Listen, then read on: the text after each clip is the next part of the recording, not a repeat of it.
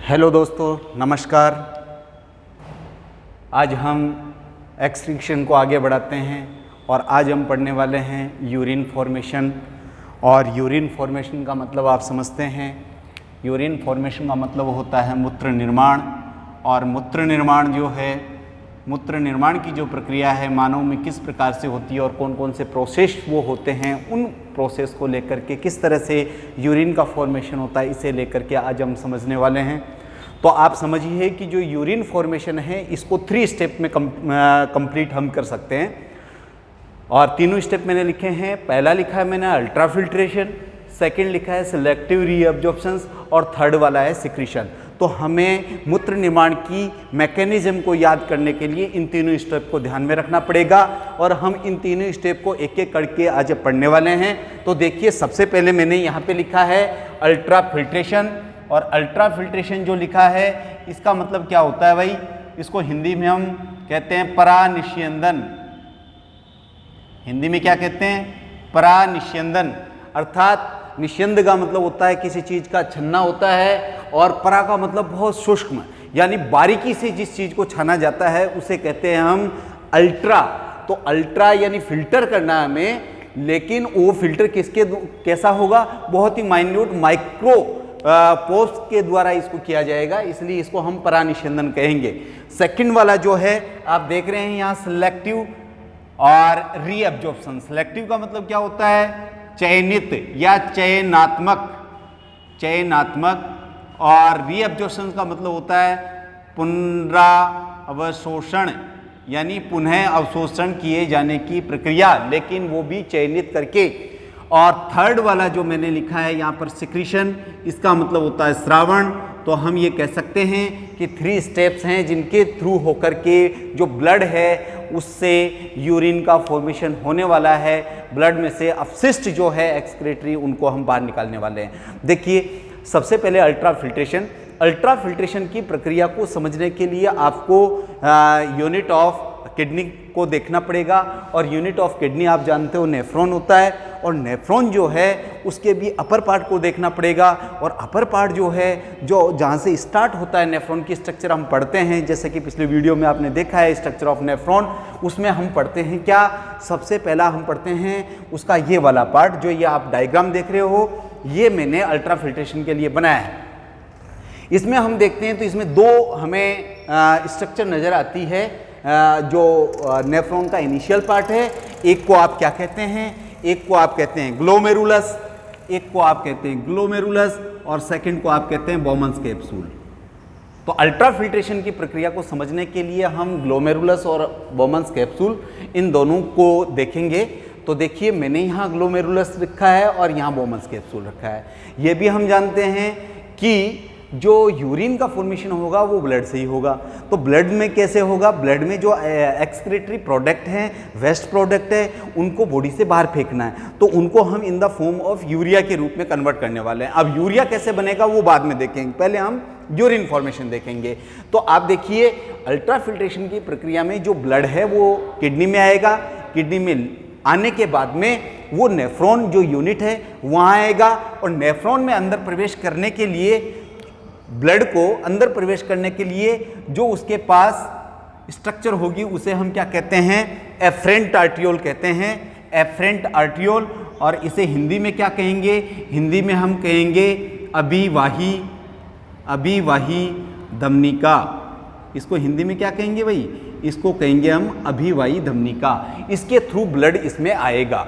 तो हमने देखा कि ग्लोमेरुलस में ब्लड आ रहा है। अब ग्लोमेरुलस किसे कहते हैं? आप जानते हो, टफ्ट ऑफ कैपिलरीज। अर्थात जब ये एफरेंट आर्टियोल इस कप लाइक स्ट्रक्चर, जिसे कि आप बोमन्स कैप्सूल कह रहे हो, इसमें प्रवेश करती है, तो इसकी लगभग 50 ब्रांचेज जो है अराइज होती है। किससे? यानी जो अभिवाही धमनिका है उसकी 50 शाखाएं मिलकर के ग्लोमेरुलस बनाती है। ये जो ग्लोमेरुलस है इसमें बहुत सारे, जो ये आप ब्लूइन कलर में देख रहे हैं, ये क्या है? इसके पोर हैं। क्या है? पोर। पोर का मतलब क्या होता है? छिद्र होते हैं। तो ग्लोमेरुलस में क्या मिलते हैं? छिद्र मिलते हैं। और ये छिद्र जो हैं इनका व्यास कितना होता है भाई? ये होते हैं 0.1 माइक्रो एम। और इनका जो नंबर है वो न्यूमेरस होता है, ये अन्य अन्य अंकों की संख्या में नंबर होते हैं। और ये जो है कहाँ पे, किस तरफ ओपन होते हैं, जो बेसमेंट जो इसकी आधार कला है उसके ऊपर ये इन्वेड होते हैं। या मैं कहूँ जो बोमन्स कैप्सूल है और ग्लोमेरुलस है, इन दोनों की जो ये झिल्लियाँ हैं वो बहुत पतली होती हैं। भले आप इधर से इस बोमन्स कैप्सूल की देखें, भले इसकी देखें, तो इन दोनों की झिल्लियाँ इतनी बारीक होती है, इतनी पतली होती है कि बहुत ही माइक्रो मॉलिक्यूल्स जो हैं वही इससे पास आउट हो सकते हैं। मैक्रो मॉलिक्यूल्स और सॉल्यूट्स जो मोटे होते हैं वो नहीं इसको पास कर पाते। तो ग्लोमेरुलस में बहुत सारे पोर्स हो गए। दूसरी तरफ अगर हम बोमन्स कैप्सूल की बात करें तो मैंने यहाँ ग्रीनिश कलर में कुछ स्ट्रक्चर बनाई है। इन स्ट्रक्चर को हम कहते हैं पोडोसाइट्स। ये एक तरह की दरारें होती हैं, ये एक तरह की क्या होती है, दरारें होती है। और इन दरारों का काम क्या है, ये ब्लड को छानने में मदद करेगी। तो जो ग्लोमेरुलस है उसके पोर से होकर के जो ब्लड का पार्ट छन के आएगा वो फिर इन पोडोसाइट से होकर के गुजरेगा। तो ये जो पोडोसाइट्स है वो किसके समान काम करती है, वो एक छलनी के समान काम करती है। जो छलनी आप जानते हो, चाय छानने की छलनी होती है, वैसे ही एक छलनी के समान काम करती है। और जब इसमें से ये जो ब्लड था, ये जो ब्लड आया एफरेंट आर्टियोल लेके आई, ये ब्लड यहां ठहरेगा। अब रुकेगा क्यों यहां पे, क्योंकि आप देखिए इसका जो डायमीटर है वो ज्यादा है और जो इससे बाहर निकालने वाली जो है अपवाही धमनी का, उसका डायमीटर कम है। तो हम ये कह सकते हैं पाइप आने का बहुत मोटा है और निकलने का बहुत पतला है, तो फिर उस तरल को, उस लिक्विड को रुकना पड़ेगा। तो ये जो ब्लड है वो यहां ग्लोमेरुलस में ठहरेगा। और जैसे ही ये ठहरेगा तो तुम्हें पता है कि ग्लोमेरुलस क्या है, टफ्ट ऑफ कैपिलरीज है, या मैं कहूँ एफरेंट आर्टियोल जो थी उसकी 50 शाखाओं से, 50 ब्रांचेस से मिलकर बनी हुई इस तरह की एक स्ट्रक्चर है। इस स्ट्रक्चर के जो पोर्स हैं उनके थ्रू वो ब्लड छनेगा और छन करके आगे वो जाएगा बोमन्स कैप्सूल की जो पतली दीवारें हैं वहां पर, और इससे होकर के ये रिस करके इसमें आने लगेगा। तो हम ये कहेंगे कि जो लुमेन है किसकी, बोमन्स कैप्सूल की, उसके अंदर ये ब्लड छन के आ रहा है। लेकिन ये जो ब्लड छना है इसमें क्या क्या सामान आया है, इसी को हमें देखना है। जो छन करके इसकी ल्यूमेन में आ जाता है उसे हम कहते हैं ग्लोमेरुलर फिल्ट्रेट, या इसको हम बोलते हैं हिंदी में ग्लोमेरुलस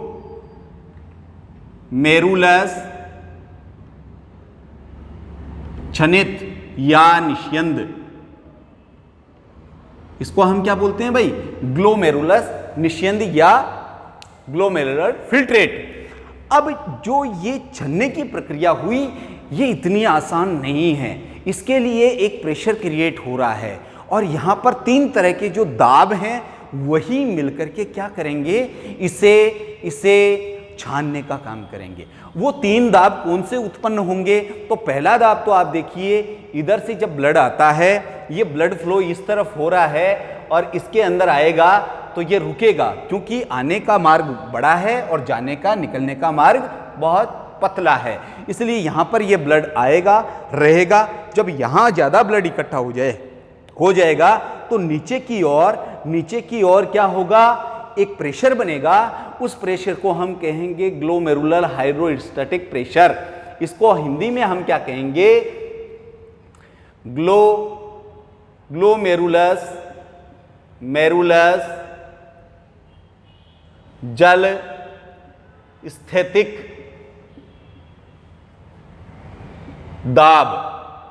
इसको हिंदी में क्या कहेंगे भाई, हम कहेंगे ग्लोमेरुलर जल स्थैतिक दाब। और ये दाब कैसे लगेगा, ये दाब लगेगा ग्लोमेरुलस से नीचे की ओर, या मैं कहूं ये इफेक्टिव होगा, ये नीचे की ओर लगेगा।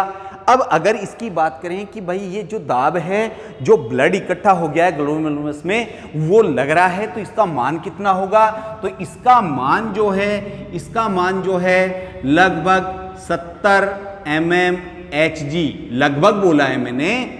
और आपको पता है ही कि जो दाब है उसको हम mmHg में नापते हैं, पास्कल में नापते हैं, पारे के स्तंभ पे नापते हैं। तो 70, ये 60 to 70 हो सकता है, लेकिन मैंने ये एवरेज लिखा है। तो ग्लोमेरुलर हाइड्रोस्टैटिक प्रेशर क्रिएट होता है। और ये प्रेशर क्यों क्रिएट होता है, इसका कारण क्या है, तो इसका कारण है अभिवाही जो एफरेंट आर्टियोल है अभिवाही धमनिका से आने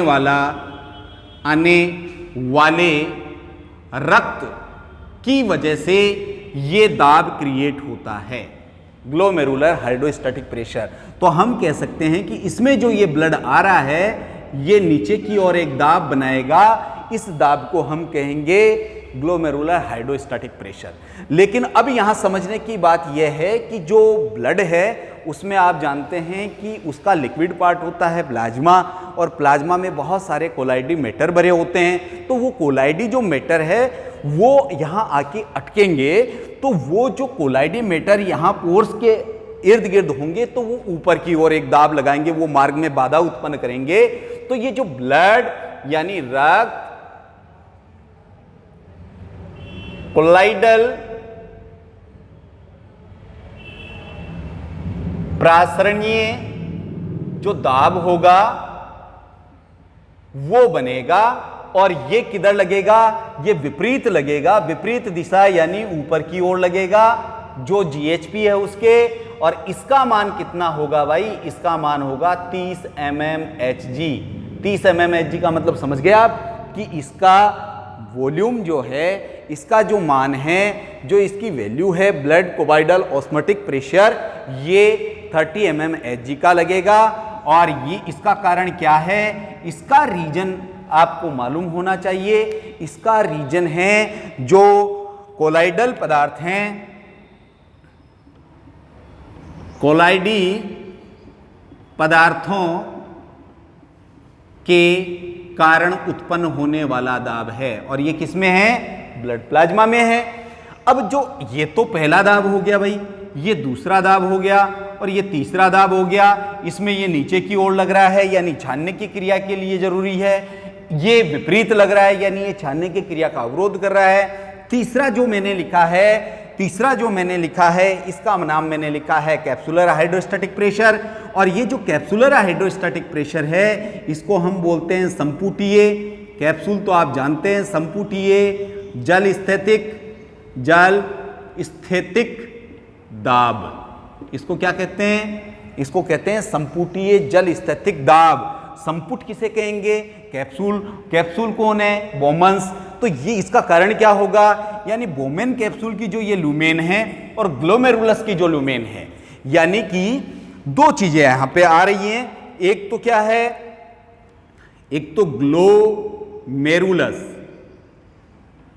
मेरुलस ल्यूमेन। ल्यूमेन का मतलब गुहा होती है, वह बोमेन संपुट ल्यूमेन यानी इसकी गुहा। यानी मैं ये कह सकता हूं कि ग्लोमेरुलस ल्यूमेन और बोमन संपुट ल्यूमेन की जो दाब अंतर है उसकी वजह से उत्पन्न होता है, का जो दाब अंतर है उसकी वजह से उत्पन्न होता है। यानी इसकी ल्यूमेन में जो प्रेशर होगा और इसकी ल्यूमेन में जो प्रेशर होगा, इन दोनों प्रेशर की वजह से कैप्सूल के अंदर, बोमन्स कैप्सूल के अंदर एक दाब जनरेट होगा, और उस दाब को हम क्या कहने वाले हैं, कैप्सुलर हाइड्रोस्टैटिक प्रेशर कहने वाले हैं। और अगर इसका मान हम देखें तो वो होता है 20 mmHg। कितना होता है भाई मेरे, 20 mmHg। तो इस तरह से आपने देखा कि आपके पास तीन दाब आ गए। एक दाब है ग्लोमेरुलर हाइड्रोस्टैटिक प्रेशर वाला 70, दूसरा कोलाइडल मैटर की वजह से 30, और एक आपने देखा कैप्सूल की वजह से 20। तो ये तीन तरह के दाब जो हैं यही अल्ट्राफिल्ट्रेशन के लिए रिस्पॉन्सिबल हैं। तो अब हम क्या करते हैं, इन तीनों दाब में नेट इफेक्टिव फिल्ट्रेशन प्रेशर, या मैं कहूं शुद्ध प्रभावी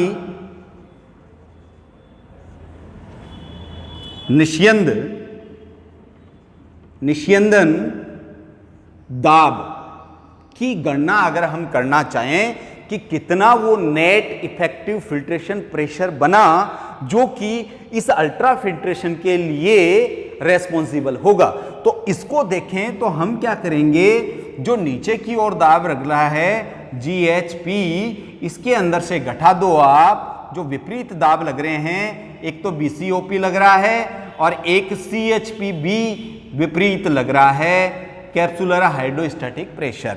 तो मैं क्या करता हूं, इसके मान रख देता हूं। तो ये 70 mmHg था और ये 30 mmHg है और ये 20 mmHg है। तो इस तरह से आपने देखा 70 - 50 हो गया और इसका मतलब 20 mmHg वो नेट इफेक्टिव फिल्ट्रेशन प्रेशर है जो कि अल्ट्रा फिल्ट्रेशन के लिए जरूरी है। तो आपको 20 mmHg याद रखना है जिससे कि आप बता सकें कि ब्लड से जो वेस्ट प्रोडक्ट छानने के लिए जो दाब नेट वर्क करता है उसकी वैल्यू क्या होती है, उसकी 20 mmHg होती है। दूसरी तरफ आपने ये तो समझ लिया कि साहब इसमें से आ गया और इनकी दीवारें पतली थी इसलिए आसानी से छन गया, लेकिन इन दीवारों को बनाने वाली जो मेम्ब्रेन थी, जो उपकला थी, वो आप पिछले वीडियो में पढ़ चुके हैं कि स्क्वैमस एपिथेलियम थी, यानी सल्की उपकला थी। इसी वजह से ये आसानी से छन पाया। अब जो ये छन गया है, जो छन करके इस ल्यूमेन में आ गया है और गिरवा से होके अब ट्रेवल करने वाला है नेफ्रॉन के रेस्ट ऑफ पार्ट में, तो ये जो बना है इसे आपने क्या कहा है, ग्लोमेरुलर फिल्ट्रेट कहा है। लेकिन हमसे ये पूछा जाए कि ग्लोमेरुलर फिल्ट्रेट और ब्लड में क्या डिफरेंस है, तो आप क्या कर सकते हैं, ग्लोमेरुलर फिल्ट्रेट में वास्तव में होता क्या है। तो मैं इसको इस तरह से न कह के ये कह सकता हूं कि ब्लड से ग्लोमेरुलर फिल्ट्रेट कैसे हम डिफरेंशिएट करें। तो इसके लिए हम क्या करते हैं, यहां मैं लिख देता हूं ग्लोमेरुलर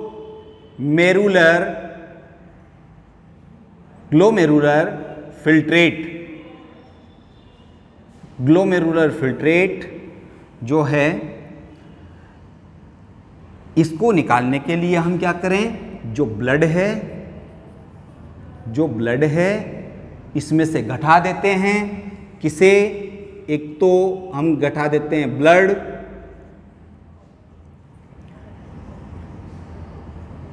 कॉर्पोसल से और एक घटा देते हैं प्लाज्मा प्रोटीन।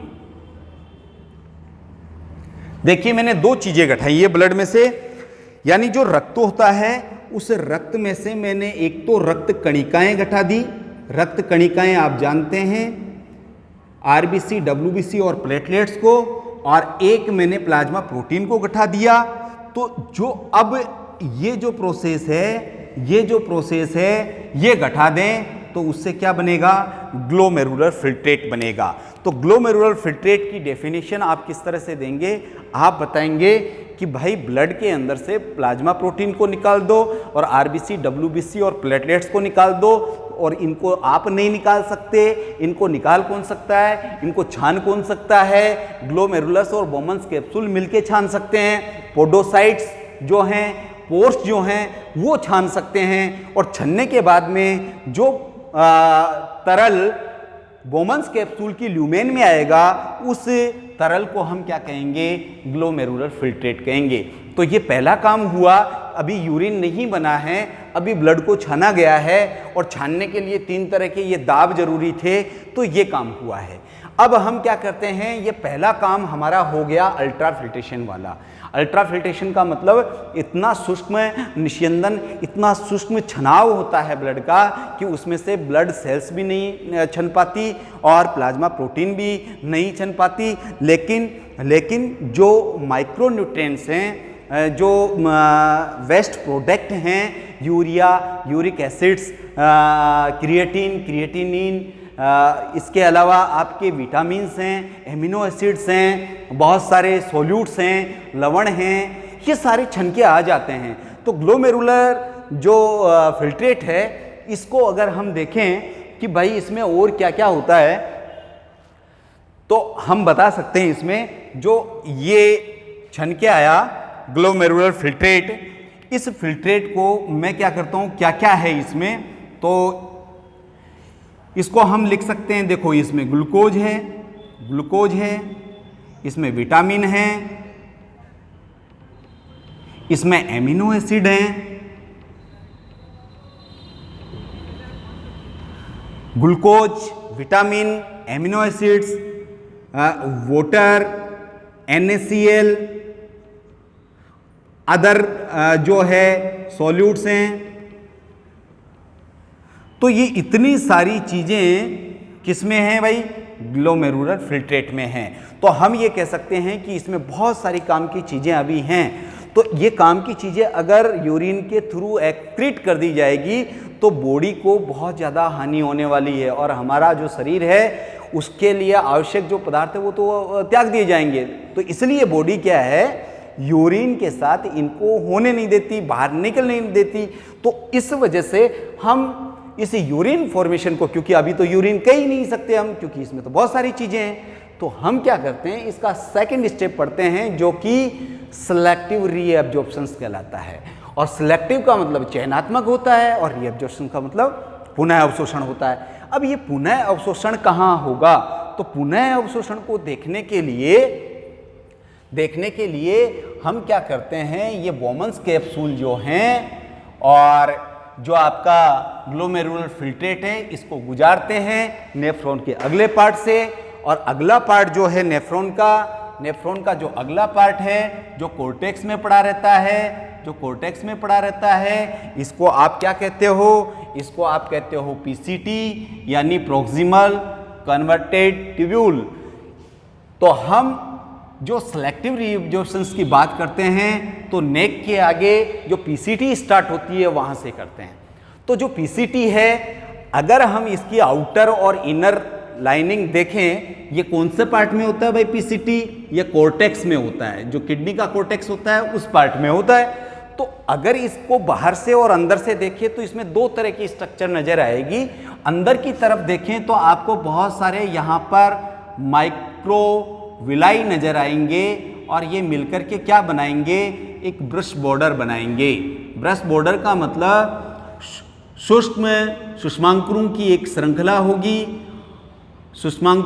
श्रृंखला होगी जो कि इसकी अवशोषण की सतह को, जो अवशोषण की सतह है इस पीसीटी की, उस अवशोषण की सतह को 1000 गुना 100 टाइम्स बढ़ा देगी, गुना वृद्धि कर देगी। अब जो ये ग्लोमेरुलर फिल्ट्रेट है, ये इसमें से गुजरेगा और इसमें से गुजरेगा तो तुम्हें पता है इसमें तो बहुत सारा सामान है। तो इस बहुत सारे काम के सामान को एब्जॉर्ब करने का काम सबसे पहले पीसीटी में स्टार्ट होगा।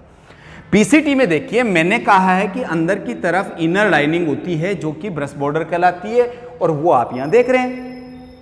दूसरा मैंने आउटर पार्ट में लिखा कि पेरीट्यूबुलर कैपिलरी प्लेक्सस मिलता है, परिनलिकीय जो जाल है, परिनलिकीय जाल वो मिलता है। तो वो कैसे मिलता है भाई? आप जानते हैं कि ये जो एफरेंट आर्ट्रियोल आगे निकली, आगे जाकर के एक जाल बनाने वाली है। तो वो जाल इसके चारों तरफ होने वाला है इस तरह से ये जो जाल है, ये जाल, ये क्या है? पेरीट्यूबुलर कैपिलरी नेटवर्क है। तो यहां पर दो चीजें मिली हमें, एक तो पेरीट्यूबुलर कैपिलरी प्लेक्सस मिल गया और एक ब्रश बॉर्डर अंदर की तरफ मिल गई। अब जो है इसके अंदर की जो ब्रश बॉर्डर है, इस यहां पर दो काम होने वाले हैं। ये जो ग्लोमेरुलर फिल्ट्रेट था जिसमें बहुत सारे काम के मैटर हैं, इन मैटर्स को एब्जॉर्ब करने के लिए दो तरीके काम में आएंगे। एक तरीका तो है कि सामान्य डिफ्यूजन के द्वारा, विसरण के द्वारा, अर्थात पदार्थ के अणु का या तरल के अणु का अपने अधिक सांद्रता से कम सांद्रता की तरफ ऑटोमेटिक गमन, उसमें एटीपी तो यूज होती नहीं है। दूसरा काम यह है कि बहुत सारी काम की चीज़ें ये हैं कि उनको बाहर लेना पड़ेगा, लेकिन उसके लिए ऊर्जा खर्च करनी पड़ेगी।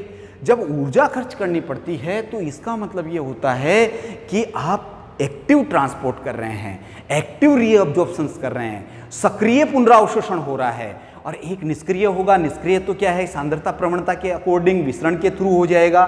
तो वो कौन से ग्लोमेरुलर फिल्ट्रेट में पदार्थ होंगे जिनको हम सक्रिय रूप से एब्जॉर्ब करने वाले हैं, पुनः अवशोषित करने वाले हैं, और वो भी किसमें? पीसीटी में करने वाले हैं।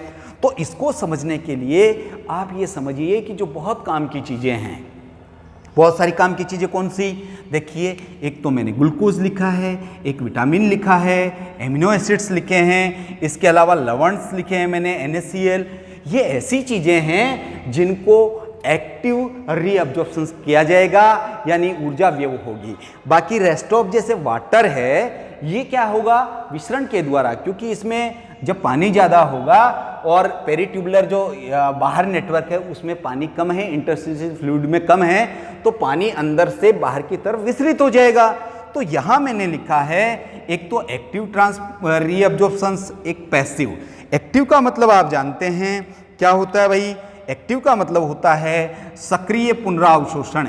और सक्रिय क्यों कहते हैं, क्योंकि इसमें एटीपी यूज होती है, एटीपी का इस्तेमाल किया जाता है। और ये पैसिव का मतलब निष्क्रिय होता है, अर्थात ये एक ऐसी क्रिया है जिसमें एटीपी यूज नहीं होगी, तो फिर ये किसके थ्रू हो जाएगा, ये हो जाएगा आपके विसरण के थ्रू। इसमें किस किस का हो सकता है, पीसीटी में देखो, वाटर का हो सकता है, बाइकार्बोनेट का हो सकता है, सल्फेट का हो सकता है और क्लोराइड आयंस का हो सकता है। तो ये काम किसमें हुआ, पीसीटी में हुआ। तो हम ये कह सकते हैं कि जो ये रीएब्जॉर्प्शन वाला प्रोसेस है ये पीसीटी से स्टार्ट होता है, और पीसीटी वो साइट है कि यहाँ पर 80% पुनरावशोषण की क्रिया होती है, 80% पुनरावशोषण की क्रिया संपन्न हो जाती है। कहाँ पर भाई, ये हो जाती है आपके पीसीटी में। अब रेस्ट ऑफ 20% जो बचा है, जिसमें वाटर को हम इंक्लूड नहीं कर रहे, क्योंकि वाटर का सबसे ज़्यादा रीअब्जॉर्प्शन जो हैं हेनले लूप में और कलेक्टिंग डक्ट में होने वाला है। तो हम ये कहें कि जो पीसीटी है, यहाँ पर काम के जितने भी पदार्थ हैं उन सब पदार्थों में आपके 80% तक एब्जॉर्ब हो जाएंगे। अब हम देखते हैं अगला पार्ट, और अगला पार्ट जो है वो है हेनले लूप। और हेनले लूप आप जानते हो हेयरपिन लाइक लूप होता है। हेनले लूप का कुछ पार्ट तो क्या है, आउटर मेडुला में होता है और कुछ पार्ट इनर मेडुला में होता है। वही तो हम क्या करते हैं, अब दूसरा स्टेप लेते हैं इसका, कौन सा, हेनले लूप। ये तो पहला पार्ट हुआ इसका, और ये दूसरा पार्ट हुआ रीअब्जॉर्प्शन वाला हेनले लूप। हेनले लूप को मैं यहाँ बनाऊं तो किस तरह से दिखता है भाई, एक तो इस तरह से असेंडिंग लिम्ब होगा, और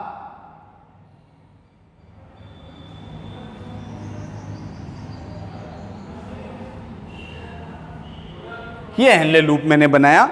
और हेनले लूप मैंने बनाया तो देखिए ये तो क्या है, अपवाही भुजा है। अपवाही का मतलब नीचे की ओर आने वाली या डिसेंडिंग लिम्ब जो है।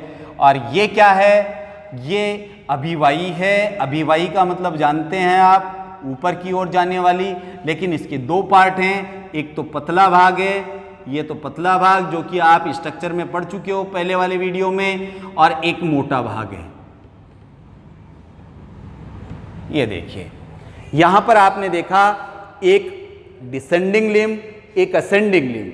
असेंडिंग जो लिम्ब है उसके दो पार्ट हो गए, नीचे वाला थिन पार्ट है, ऊपर वाला थिक पार्ट है।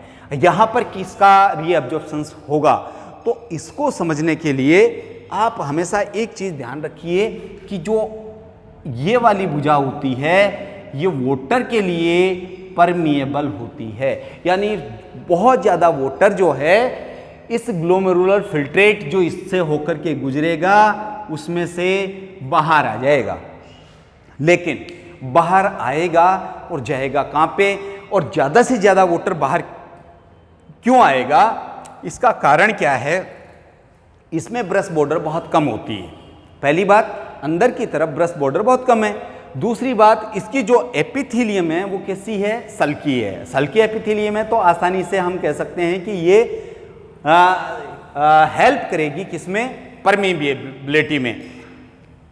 इसके बाहर अगर हम देखें, किसके बाहर, हेनले लूप के बाहर अगर हम देखें तो इसके बाहर हमें एक और पिन नजर आती है, इस तरह से एक जाल नजर आता है, ये वाला, ये आपस में जुड़ा हुआ है, ये है, इसको बोलते हैं वासा रेक्टा।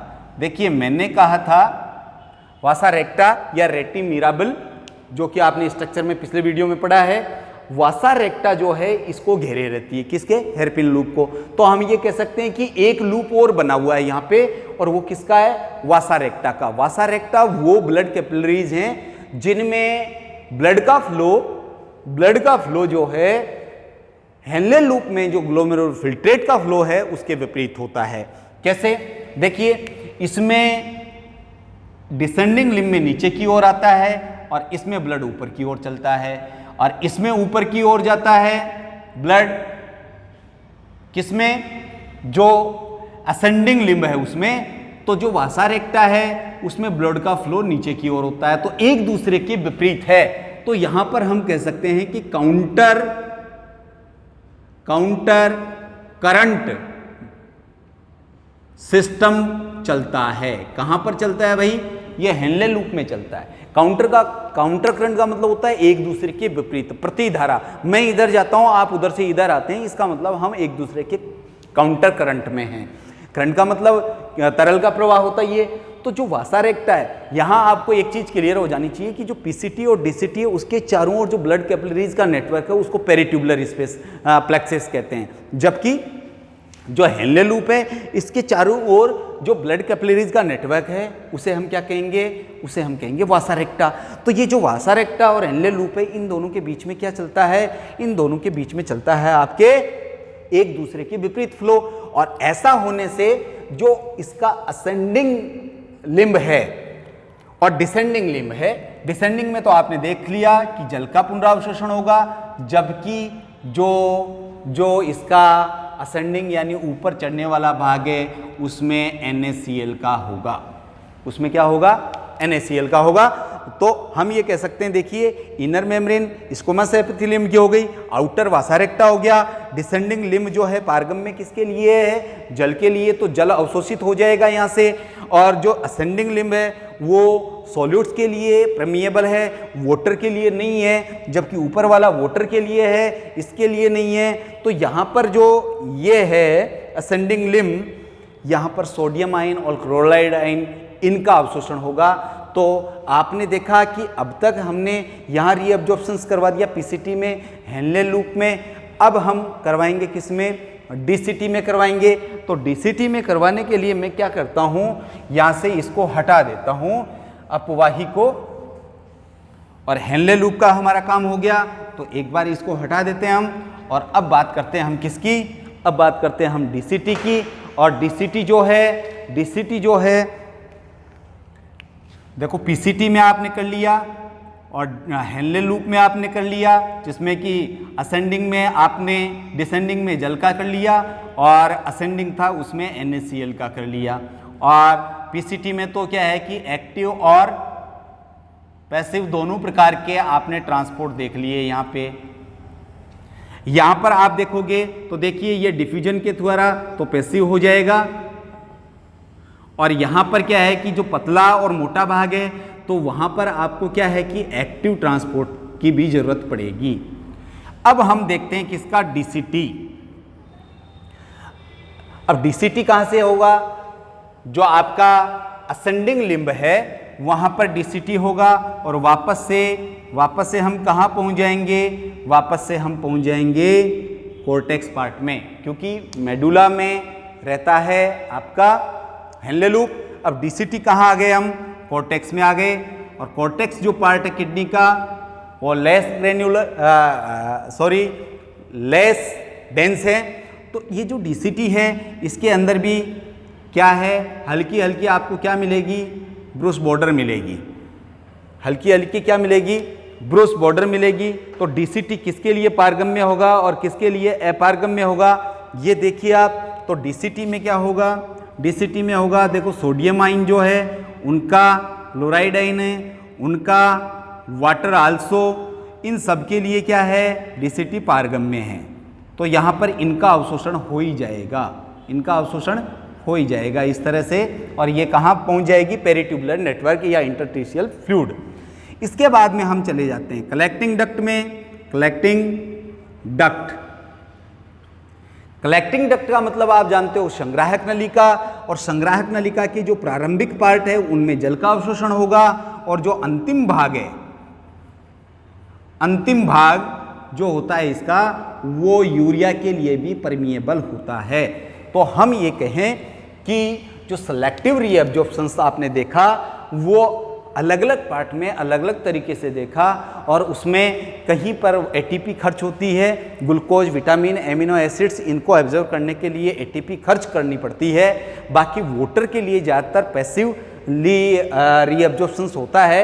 90% जो है वाटर का यहाँ पे डीसीटी में होता है और 35% वाटर का जो है 35% वाटर रीअब्जॉर्प्शंस कहाँ हो जाता है, हेनले लूप में हो जाता है। और यहाँ पर वाटर का 90% जो है रीअब्जॉर्प्शंस हो जाता है। बचा कुचा वाटर जो है वो कलेक्टिंग डक्ट में रीअब्जॉर्ब कर लिया जाता है।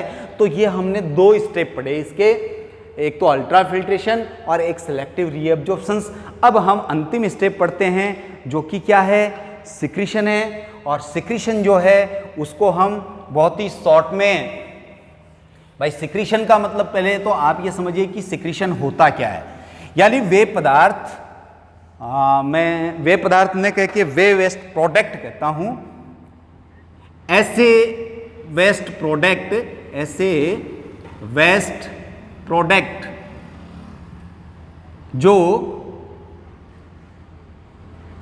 ग्लोमेरुलस से नहीं छन पाते तो उनका नलिकीय स्रावण होता है। ये इसकी डेफिनेशन हमने देख ली कि सिक्रीशन, स्रावण का मतलब यह है कि ऐसे उत्सर्जी पदार्थ जो कि ग्लोमेरुलस और बोमन्स कैप्सूल के जो मेम्ब्रेन्स हैं, स्क्वैमस एपिथेलियम है, पोडोसाइट्स है, जो पोर्स हैं, उनके द्वारा छन नहीं पाते, लेकिन उनको बाहर त्यागना जरूरी है। तो वो जो ट्यूबुलर या जो इंटरस्टिशियल फ्लूइड्स हैं वहाँ से लेकर के उनको नेफ्रॉन की नलिकाओं में डालना क्या कहलाता है, श्रावण कहलाता है।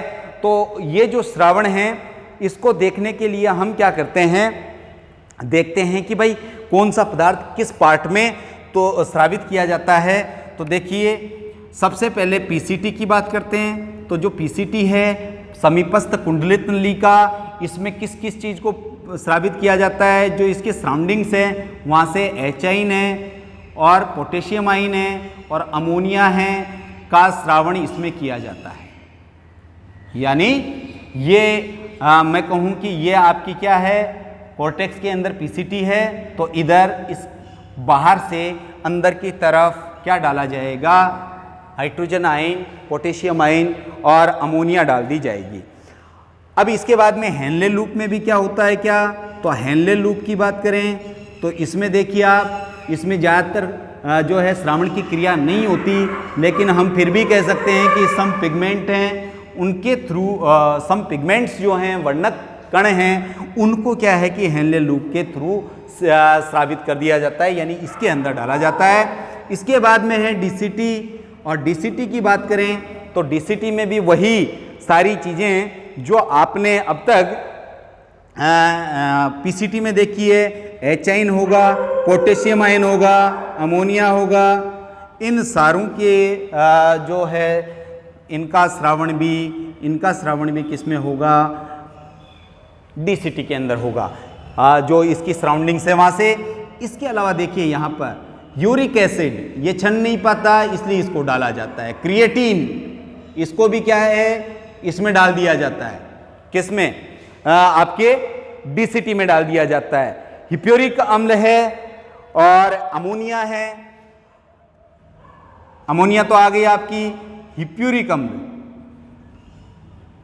हिप्योरिक एसिड, इनका श्रावण किस में किया जाता है, डीसीटी में किया जाता है। और अंतिम कौन सा है आपका, कलेक्टिंग डक्ट है, और कलेक्टिंग जो डक्ट है, संग्रह नलिका है, इसमें किसको डालते हैं, इसमें जो एक्सेस